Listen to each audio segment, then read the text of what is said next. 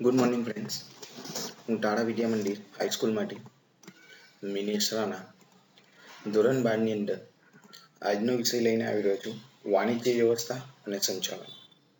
તો વિદ્યાર્થી મિત્રો, આજના વિડીયોની અંદર આપણે અભ્યાસ કરવાનો રહેશે વૈજ્ઞાનિક સંચાલનના સિદ્ધાંતોની પ્રયુક્તિઓ, એટલે techniques of principles of scientific management, જેના વિશે આપણે અભ્યાસ કરીશું. તો સૌ પ્રથમ છે સમય નિરીક્ષણ, એટલે કે ટાઈમ સ્ટડી. કોઈ પણ કાર્યનો ભાગ પૂર્ણ કરવા માટે જેટલો સમય લાગે તે અંગે વૈજ્ઞાનિક રીતે કરવામાં આવતો અભ્યાસ એટલે સમય નિરીક્ષણ. એટલે આપણે કોઈ પણ કાર્ય પૂર્ણ કરવું હોય તો એના માટે જેટલો સમય લાગવો જોઈએ અથવા જેટલો સમય લાગે છે તે અંગે વૈજ્ઞાનિક રીતે જે અભ્યાસ કરવામાં આવે છે એને સમય નિરીક્ષણ, ટાઈમ સ્ટડી કહેવાય છે.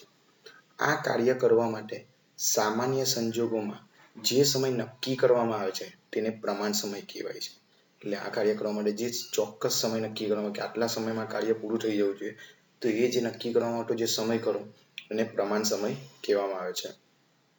ટેલરના મત મુજબ જે કાર્ય જે સમયમાં પૂર્ણ થવું જોઈએ તેનો કાળજીપૂર્વક અભ્યાસ એટલે સમય નિરીક્ષણ. એટલે આપણા ફ્રેડરિક ટેલર કહે છે કે જે કંઈ પણ કાર્ય જે સમયમાં પૂર્ણ થવું જોઈએ એનો કાળજીપૂર્વક જે અભ્યાસ કરવામાં આવે છે એને સમય નિરીક્ષણ કહે છે. આમ ઉત્પાદનના સાધનનો ઇષ્ટતમ ઉપયોગ કરવાની દિશામાં તથા સમયસર લક્ષ્યાંકો સિદ્ધ કરવા માટે સમય નિરીક્ષણ ખૂબ જ ઉપયોગી છે. તો આ રહ્યું સમય નિરીક્ષણની વાત વિદ્યાર્થી મિત્રો, કે જે કાર્ય જે ચોક્કસ સમયમાં પૂર્ણ થવું જોઈએ તે માટેનો વૈજ્ઞાનિક અભ્યાસ એટલે સમય નિરીક્ષણ. ત્યાર પછી છે બીજું ગતિ નિરીક્ષણ, એટલે કે મોશન સ્ટડી.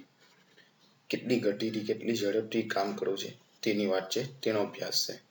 તો ગતિ નિરીક્ષણ એટલે બિનજરૂરી ખોટી દિશામાં થતા તેમજ બિનકાર્યક્ષમ હલનચલનમાંથી ઉદ્ભવતા બગાડને દૂર કરવાની પદ્ધતિ એટલે ગતિ નિરીક્ષણ, મોશન સ્ટડી. એટલે કામદાર કાર્ય સમયે જે હલનચલન કરે છે તેનો જો ધ્યાનપૂર્વક અભ્યાસ કરવામાં આવે તો હલનચલનની ખોટી પ્રક્રિયા દૂર કરીને કામદારનો ઔદ્યોગિક થાક દૂર કરી શકાય છે.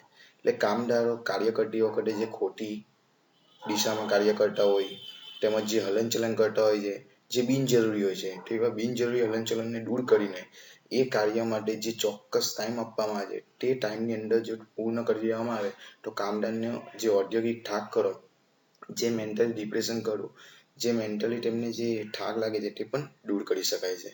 તેમજ ઉત્પાદકતામાં પણ વધારો કરી શકાય છે.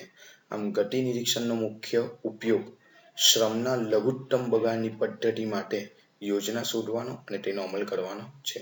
એટલે શ્રમનો ઓછામાં ઓછો બગાડ થાય, મીન્સ કે જે શ્રમિકો વધારે પડતું જ પોતાનો શ્રમ યુઝ કરતા હોય છે તો એમાંથી ઓછામાં ઓછા શ્રમથી કેવી રીતે તમે વધારે ઉત્પાદન મેળવી શકો તેનો અભ્યાસ, એવી યોજના શોધવાનો, તેનો અમલ કરવાનો, અભ્યાસ કરવાનો જે કંઈ પણ નિરીક્ષણ કરવામાં આવે છે તે ગતિ નિરીક્ષણની અંદર અભ્યાસ કરવામાં આવે છે.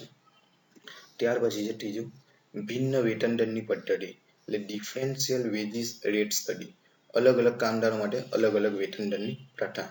એટલે જે કાબિલ કામદાર છે તેને વ્યવસ્થિત વેતન મળવું જોઈએ અને જે કામદારો બિનકાર્યક્ષમ છે અથવા તો તે બિનકાર્યક્ષમતામાંથી કાર્યક્ષમતા પરિવર્તિત કરતા થોડો વાર લાગે તેવું છે અથવા તો તેને તાલીમ આપવાની જરૂર છે તો એવા કામદારો માટે અલગ વેતન દરની પ્રથા ગોઠવવી જોઈએ કે જેને કારણે ઉત્સાહી કામદારો વધારે ઉત્સાહથી કામ કરી શકે. કામદારને તેમના કામના સમયને આધારે વેતન સંબંધી ઉત્તેજન આપવાની પદ્ધતિ એટલે ભિન્ન વેતન દરની પદ્ધતિ. ઉત્પાદન વૃદ્ધિ માટે કામદારોને ઉત્તેજન આપવા માટે ટેલરે ઉત્તેજક વેતન પ્રથાની હિમાયત કરી હતી. એટલે કારખાનામાં કામ કરતા દરેક કામદારોની કાર્ય કરવાની ક્ષમતા અલગ અલગ હોય છે. એટલે આ હકીકતને ધ્યાનમાં રાખીને કાર્યક્ષમ કામદારોને વધુ ઉત્પાદનના સંદર્ભમાં વધુ વેતન મળવું જોઈએ અને ઓછી કાર્યક્ષમતાવાળા કામદારને ઓછું વેતન મળવું જોઈએ. આ બાબત ધ્યાને રાખીને ટેલરે ભિન્ન વેતન દરની પ્રથા અપનાવી હતી અને ભિન્ન વેતન દરની પ્રથા જે પદ્ધતિ છે તેને એસ્ટાબ્લિશ કરી હતી. એટલે જેને કારણે કાર્યક્ષમ કામદારોને સારામાં સારું વેતન મળવું જોઈએ અને બિનકાર્યક્ષમ કામદારો અથવા જે ઓછી કાર્યક્ષમતા ધરાવતા એવા કામદારોને ઓછું વેતન મળવું જોઈએ. એ રીતે ની પ્રથા અપનાવી હતી. તો આ છે વિદ્યાર્થી મિત્રો વૈજ્ઞાનિક સંચાલનના સિદ્ધાંતોની પ્રયુક્તિ, જેમાં સમય નિરીક્ષણ, ગતિ નિરીક્ષણ અને ભિન્ન વેતન દંડની પ્રથાનો અભ્યાસ કરવામાં આવે છે. તો વિદ્યાર્થી મિત્રો આજના વિડીયોમાં બસ આટલું જ. Thank you so much.